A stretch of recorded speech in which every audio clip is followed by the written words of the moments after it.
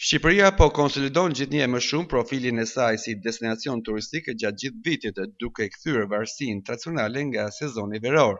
Të dhënat e fundit të Instat tregojnë se edhe vjeshta këtij viti ka qenë një periudhë me rritje të qëndrueshme të aktivitetit turistik, veçanërisht gjatë muajit tetor, ku netë qëndrimet e turistëve të huaj janë rritur me të paktën 26% krahasuar me të njëjtën periudhë të një viti më parë.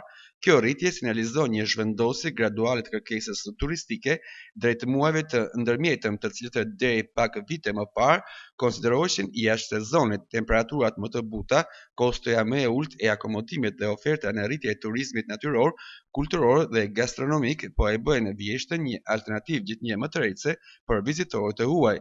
Në këtë kontekst, turistët nga Kosova vijojnë të mbajnë peshën kryesore të flukseve turistike edhe jashtë kulmit të verës. Në tetor 2025, vizitorët jo rezidentë nga Kosova përbënin rreth 14% të totalit të huajve të akomoduar në strukturat pritëse në Shqipëri. Ky treg mbetet më i qëndrueshëm dhe më pak i ndjeshëm ndaj luhative sezonale, duke funksionuar si një amortizator natyror për industrinë turistike shqiptare. E ashtu quajtura formë e turizmit patriotik po dëshmon se nuk është më një fenomen i kufizuar vetëm në muajt e verës. Vizitat familjare, fundjavat e shkurtra, aktivitetet kulturore dhe lidhjet e forta sociale e historike mes së dy vendeve po mbajnë aktiv lëvizje turistike edhe në vjeshtë dhe në prag të dimrit.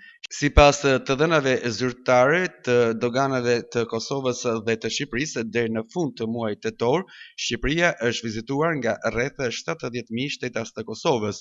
Ky numër konfirmon se tregu rajonal vijon të jetë një nga shtyllat kryesore të turizmit shqiptar, veçanërisht në periudhën kur flukset nga Europa perëndimore dhe vendet nordike fillojnë të bien. Zgjatja e sezonit turistik përmes së vjeshtës krijon një ndikim të drejtpërdrejtë edhe në ekonomitë lokale, duke garantuar më shumë ditë pune për strukturat akomoduese, restorante dhe shërbimet ndihmëse. Megjithatë, sfida mbetet diversifikimi i ofertës për muajt e ftohtë në mënyrë që trendi pozitiv i tetorit të mos mbetet një përjashtim, por të shndrohet në një standard të ri për turizmin shqiptar.